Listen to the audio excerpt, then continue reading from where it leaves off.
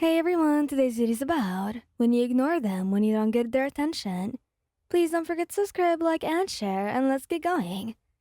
The house was unusually quiet, which was ironic given the usual dynamic of your relationship with Bakugo and Kirishima. Normally, the two of them filled every corner of your shared home with their voices, playful banter, and affectionate teasing towards you. But lately, something had shifted. You couldn't pinpoint exactly when it started, but it was impossible to ignore now.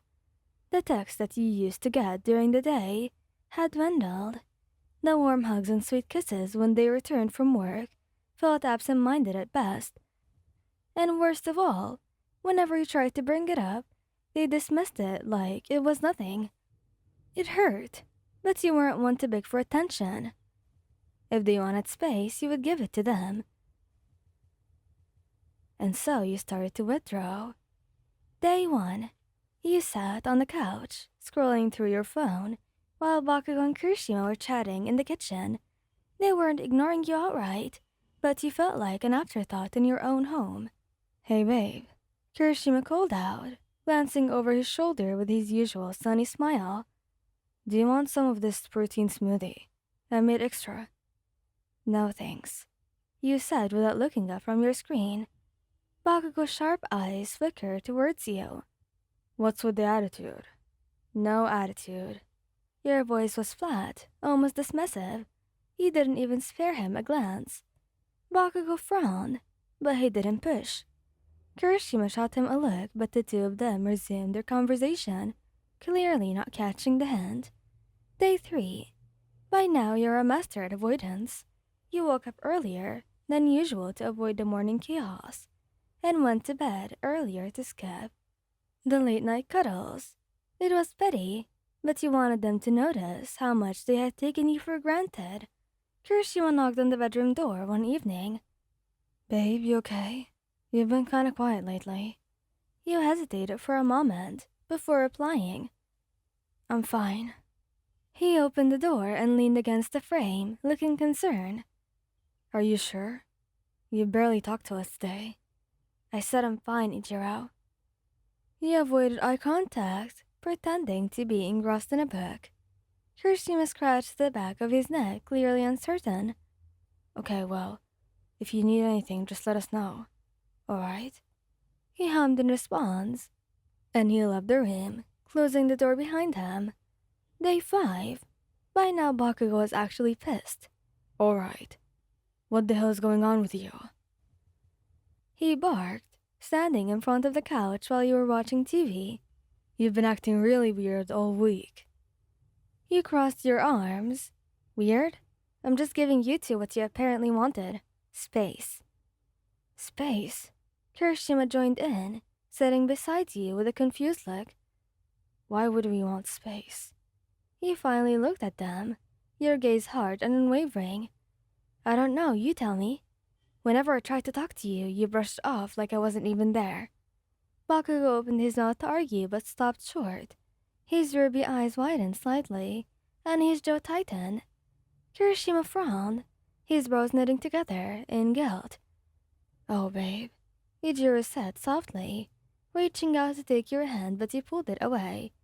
We didn't mean to make you feel like that. Bakugo let out a frustrated sigh and ran a hand through his hair.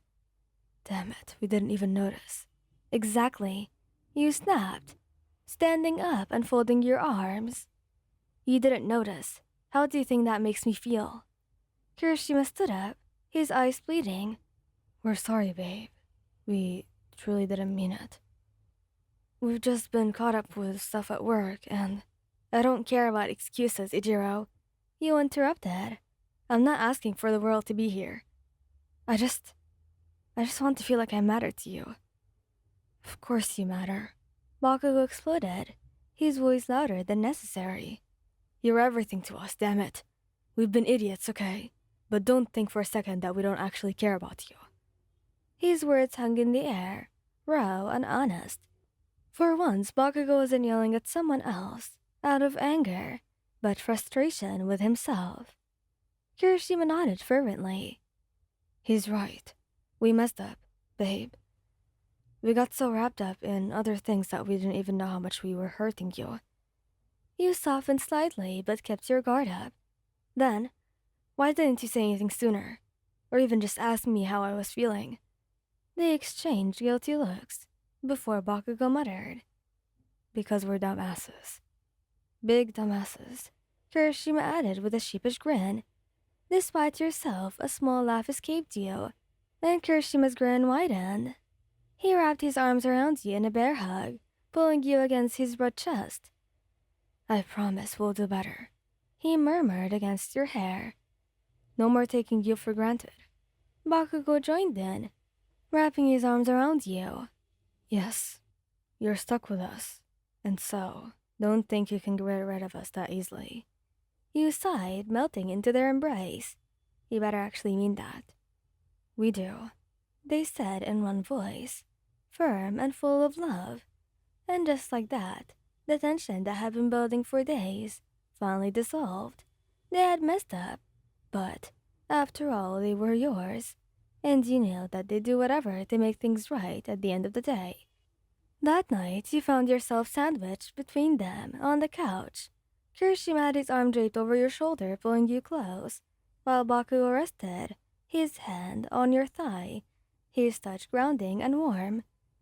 The TV was playing a random movie, but none of you were paying attention.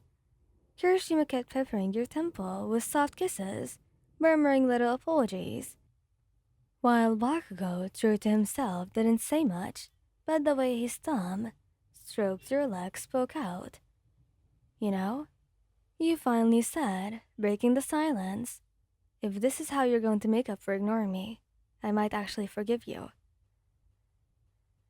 Kirishima chuckled, his smile wide and genuine. "Might?" Bakugo smirked. "You'll forgive us. You love us too much not to." You rolled your eyes but couldn't help the smile tugging at your lips. "We'll see." Kirishima grinned, leaning in to nuzzle against your cheek. "How about we cook you dinner tomorrow? Your favorite." "And dessert," Bakugo added, his voice low and sincere. You leaned back into their warmth, letting the love and comfort of their presence wash over you. "Fine, but I'm holding you to it." "Deal," Kirishima said, squeezing you gently. Bakugo just huffed, but the small, satisfied smile on his face said everything that you need to know. For now, things were back to the way they should be, with the three of you tangled together, right where you belong. Thank you guys for listening. Hope you like this video. Please don't forget to subscribe, like, and share, and goodbye!